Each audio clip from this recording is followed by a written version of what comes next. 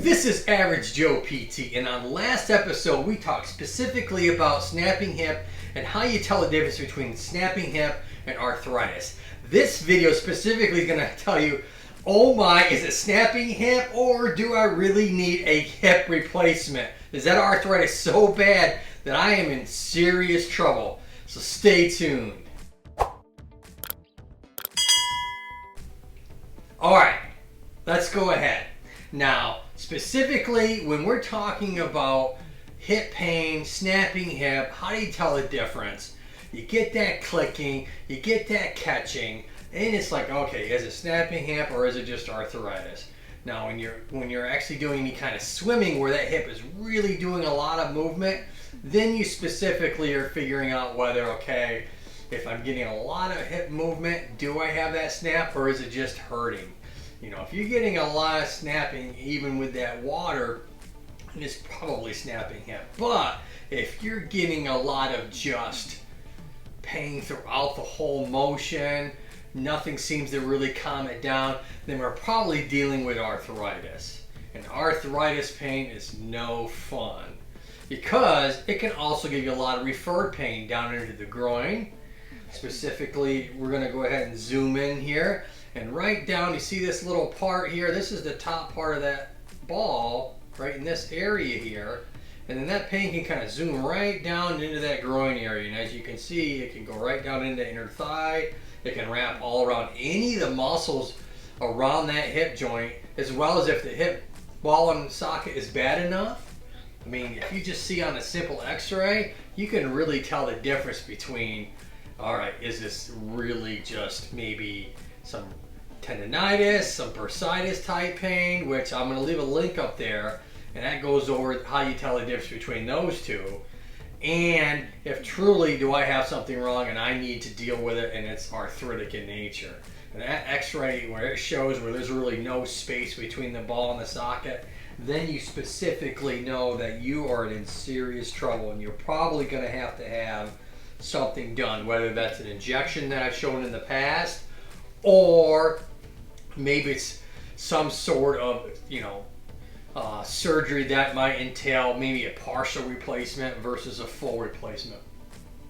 Now leave me some DMs down below if you're like, okay, I'd like to know the difference between the heck of a partial hip replacement versus a total hip replacement. I don't really know is there a difference? Isn't there a difference? So leave me anything down below, positive or negative. I'd love to hear about it. So specifically with this hip arthritis, it's so bad that A, I can't sleep at night. B, I'm getting referred pain into the back, down in the groin, maybe into the thigh. It's really affecting me where I can't walk, I can't ride a bicycle, I can't swim. All those non-impact activities that Average Joe has said in the past will help me actually are making it worse. Those activities, if those are making you worse, then you definitely want to go see a doctor immediately. You're not going to want to deal with anything else. Anything that's affecting your function that bad, then you're going to have something significantly done. And the first thing the doctor's going to do, they're going to look at your head, go through the whole motion, and then they're going to do a basic simple x-ray. And like I've shown, those x-rays really can tell the difference. They're really going to tell that physician right off the bat whether this pain's really arthritic in nature or do we have to take a different route and it's just more than likely some sort of inflammation that's coming from the tendons or the bursa or the muscles themselves. Now that hip joint itself can be replaced. Now over the last probably 15 years or so, the actual hardware for the hip replacement has improved significantly to where people that are now in their early 40s to early 50s that are actually getting replacements versus 15 years ago, unless you were in your late 60s or early 70s, you weren't going to get a hip replacement. Unfortunately, they were going to give you just some sort of oral pain meds, maybe some injections to get old enough because the hardware did not last that long.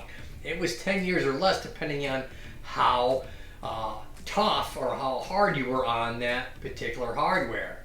Nowadays it can last 20 to 25 years, so you're gonna live a lot longer quality of life wise if you're younger and you need something done today than you would if you were 15 years ago and you were 40, 50 years old, where they just said, well, you know, technology hasn't really caught up to us yet. Well, technology now has caught up to us, and you're definitely going to see people a lot earlier getting hip replacements, knee replacements, and shoulder replacements. Not only does the hardware last a lot longer, but the function and the quality that you're getting out of these particular pieces of hardware are a lot better than they were 10, 15 years ago when we were practicing. So when you look at that ball really does make the difference when it comes to pain. If there's any kind of wear in that ball or in that socket, and you're impacting that, whether it's jumping, running, or if it's a lot of squatting or getting up and getting down off of something, maybe like a forklift or a curb or whatever it may be, and you're stressing that joint all the time, you're definitely going to notice if there's any arthritis in there, it's going to flare it up and flare it up quick. Now, Sculling the Eye, we always have all these pieces of videos out there on YouTube that specifically go over different types of treatment for this problem. Now, I'll leave my catalog up there of hip, but just to run through the basics for you, number one, ice. Ice is your friend if you're getting a lot of referred pain. 2, if it just feels stiff and tight, you want to warm it up for a good 10-15 minutes. 3, go for a walk, non-impact. Going for a swim. This time of the year is beautiful. Or, you know, going for some sort of like bicycling, jogging, maybe some sort of maybe low impact yoga stretching exercise. Yoga is actually really great if you do it smart. You do the novice. Don't go in there with someone that's Gumby and they've been doing yoga for years and you think you're going to do that. You can work your way up to that and really help take some of the stress off this joint by stretching out the tendons, the ligament, and the bursa, and those muscles in there to help reduce the stress around that joint itself. That can really help reduce a lot of pain. So if you like this episode, I'd love to have you click subscribe, hit the thumbs up, and if you have any questions, like I said, leave them down below. But until next time, Scully and I always say look up and keep smiling. See you next time, folks.